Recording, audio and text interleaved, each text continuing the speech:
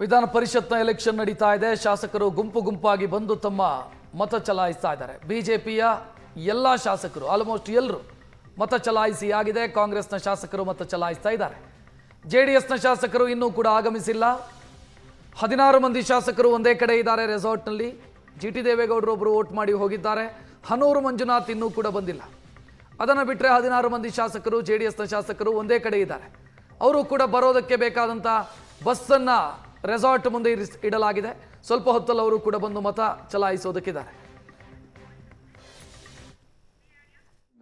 ಮಾಡಿಕೊಂಡು ಈಗ ವಿಧಾನಸೌಧಕ್ಕೆ ನಾವು 8 ಗಂಟೆಗೆ ಇಲ್ಲಿಂದ ಬಿಟ್ಟು ನೇರವಾಗಿ ಅಲ್ಲಿ ಹೋಗಿ ಮತದಾನ ಮಾಡುತ್ತೀವಿ. ಅದು ಹೈಕಮಾಂಡ್ನವ್ರು ತೀರ್ಮಾನ ಮಾಡಿರ್ತಾರೆ. ಅದು ಸರ್ ಏಕಕಾಲಕ್ಕೆ ಹೋಗುತ್ತೆ ಮಾಡಿರ್ತೀವಿ, ಮಾಡಲಾರ್ದೆ ಹೆಂಗೆ ನೋಡಿ. ಒಂದು ಮತ ಫಿಕ್ಸ್ ಮಾಡಿರ್ತೀವಿ. ಈಗ ಒಂದು 30, 28 ಫಿಕ್ಸ್ ಮಾಡಿರ್ತಾರೆ. ಅದು ಆದ್ಮೇಲೆ ಹೆಚ್ಚುವರಿ ಮತಗಳನ್ನು 5ನೇ ಅಭ್ಯರ್ಥಿಗೆ ಇರ್ತದೆ. ಅದಾಯ್ತು, ಅದು ಮಾಡಿಕೊಂಡು ಉಳಿದಂಥ ಅಭ್ಯರ್ಥಿಗೆ ಎಕ್ಸ್ಟ್ರಾ ಏನು ನಾವು ಕ್ಯಾಂಡಿಡೇಟ್ ಹಾಕಿವಿ ಅದಕ್ಕೆ ಇರ್ತದೆ. ಅದಕ್ಕೆ ಸೆಕೆಂಡ್ ಪ್ರಿಫರೆನ್ಸ್ ಕೊಡ್ತಕ್ಕಂಥದ್ದು ಒಂದು ಪ್ಲ್ಯಾನನ್ನು ನಮ್ಮ ಹೈಕಮಾಂಡವ್ರು ಮಾಡಿದ್ದಾರೆ. ಒಬ್ಬೊಬ್ಬ ಅಭ್ಯರ್ಥಿ ಒಂದು ಫಸ್ಟ್ ಸೆಕೆಂಡ್ 2 ಹಾಕ್ತಾನೆ. ಯಾವ ಕಷ್ಟನೂ ಆಗೋದಿಲ್ಲ. ನಮ್ಮಲ್ಲಿರುವಂಥ ಮತಗಳು ನಮ್ಮ ಪಕ್ಷಕ್ಕೆ ಬೆಂಬಲ ಸೂಚಿಸ್ತಕ್ಕಂಥ ಸ್ವತಂತ್ರ ಅಭ್ಯರ್ಥಿಗಳು ಎಲ್ಲರ ಲೆಕ್ಕ ತಗೊಂಡ್ರೆ ಸುಲಭವಾಗಿ ನಾವು 5 ಕೂಡ ಗೆಲ್ಬೋದು. ಮತ್ತು ಈ ಚುನಾವಣೆ ಮಾಡುವಂಥ ಅಗತ್ಯತೆಯೂ ಇರಲಿಲ್ಲ. ಯಾಕೆಂದರೆ ಬೇರೆಯವರಿಗೆ ಆ ವೋಟ್ಗಳ ಮತಗಳ ಸಂಖ್ಯೆಯೂ ಇಲ್ಲ. ಆದರೂ ಕೂಡ ಅವರು ಚುನಾವಣೆ ಮಾಡಿದ್ದಾರೆ. ಆದರೆ ಬಹುಶಃ ಅವರಿಗೆ ಮುಖಭಂಗ ಆಗುತ್ತೆ. ಜನತಾದಳ BJPಯ ಒಂದು ಸಮ್ಮಿಶ್ರ ಅವರ ಒಂದು ಅಲಯನ್ಸ್ಗೆ ಮುಖಭಂಗ ಆಗುತ್ತೆ. ಸರ್ BJP ಅವರು ಹೇಳ್ತಿದ್ದಾರೆ ಕಾಂಗ್ರೆಸ್ನಿಂದ ನಮಗೆ ಸಪೋರ್ಟ್ ಆಗುತ್ತೆ, ನಮ್ಮ ಅಭ್ಯರ್ಥಿ ಗೆಲ್ತಾರೆ, ಆ ವಿಶ್ವಾಸ ಇದೆ. ವರಿಷ್ಠರು ಅಲ್ಲಿ ಕೆಲವರನ್ನ ಮಾತಾಡ್ಸಿದ್ದಾರೆ ಅನ್ನುವಂಥ ಆರೋಪವನ್ನು ಅಂದರೆ ಪಕ್ಷಾಂತರ ಮಾಡಬೇಕು ಅವೆಲ್ಲ ಮಾಡಿ ದೇಶದಲ್ಲೆಲ್ಲ ಮಾಡ್ತಾ ಇದ್ದಾರಲ್ಲ, ಅದರ ಮೇಲೆ ಅವರು ನಂಬಿಕೆ ಇಟ್ಕೊಂಡಿದ್ದಾರೆ. ಅಷ್ಟೇ ಹೇಳ್ಬೇಕು ನಾವು. ಭ್ರಷ್ಟಾಚಾರ ಅಡ್ಡ ಮತದಾನ ಆಗುತ್ತೆ. ಅಡ್ಡ ಮತದಾನ ಯಾಕಾಗಬೇಕು? ನಮ್ಮ ಹತ್ರ ವೋಟ್ ಇದೆ. We are 140. ಲೆಕ್ಕ ಹಾಕಿ ನೀವು. ಲೆಕ್ಕ ಕಷ್ಟನೂ ಇಲ್ಲ, ಯಾತ್ರದ್ದು ಇಲ್ಲ. 100ಕ್ಕೆ 100 ನಮ್ಮ 5ನೇ ಅಭ್ಯರ್ಥಿ ವಿನಯ್ ಗೆಲ್ತಾರೆ ಅಷ್ಟೇ. ಯಾವ ಸಫಿಷಿಯಂಟ್ ವೋಟ್ಸ್ ಯಾವ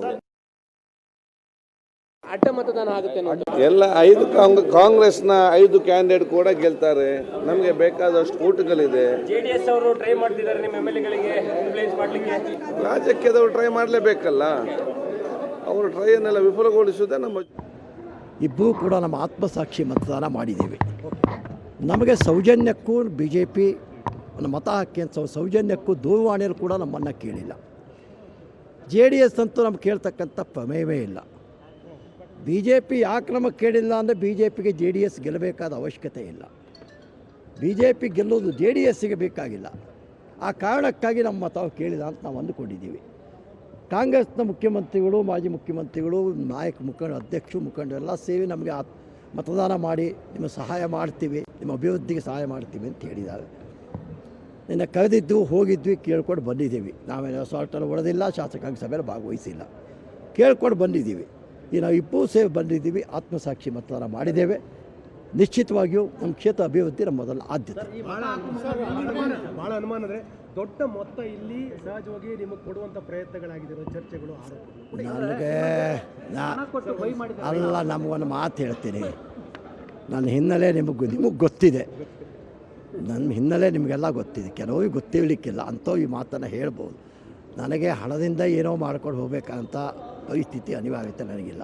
I am also big industrialist. ನನಗೇನು ಅದರಿಂದ ಏನು ಆಗಬೇಕಾಗಿದ್ದಿಲ್ಲ. BJP ಅವರು ಆ ಥರದೊಂದು ಆರೋಪಗಳನ್ನು ಮಾಡ್ತಿದ್ದಾರೆ ಸರ್. BJP ಅವರು ಆರೋಪ ಮಾಡೋದಕ್ಕೆ ಇರೋದು ಮತ್ತೇನಿದೆ? ಒಂದು ಮಾತು ಸೌಜನ್ಯಕ್ಕನ್ನು ಕೇಳಬೇಕಿತ್ತಲ್ವ?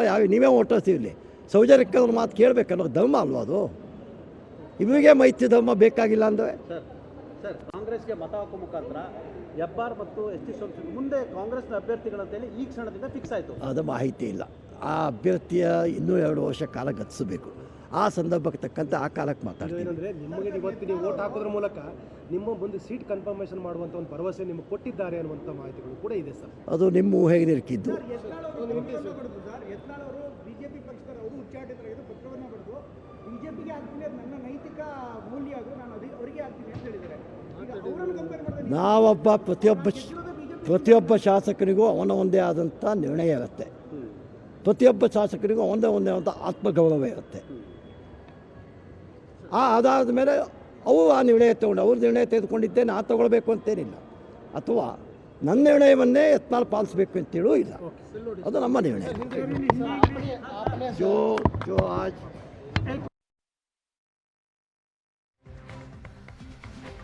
ಶಿವರಾಮ್ ಹೆಬ್ಬಾರ್ ಮತ್ತು ಎಸ್ ಟಿ ಸೋಮಶೇಖರ್ ಕಾಂಗ್ರೆಸ್ ಬೆಂಬಲಿಸೋದು ಖಚಿತ ಆಗಿದೆ, ಅಥವಾ ಕಾಂಗ್ರೆಸ್ ಅಭ್ಯರ್ಥಿಗೆ ಮತ ಹಾಕೋದು ಖಚಿತ ಆಗಿದೆ. ಯಾಕಂತಂದ್ರೆ ಅವರ ಮಾತು ಕ್ಲಿಯರ್ ಇದೆ. ಕಾಂಗ್ರೆಸ್ ಅವರು ಸಂಪರ್ಕಿಸಿದ್ರು, ಬಿಜೆಪಿಯವರು ಸಂಪರ್ಕಿಸಲಿಲ್ಲ, ಯಾರಿಗೆ ಬೆಲೆ ಕೊಡಬೇಕು ನಾವು ಅನ್ನೋ ರೀತಿಯಲ್ಲಿತ್ತು.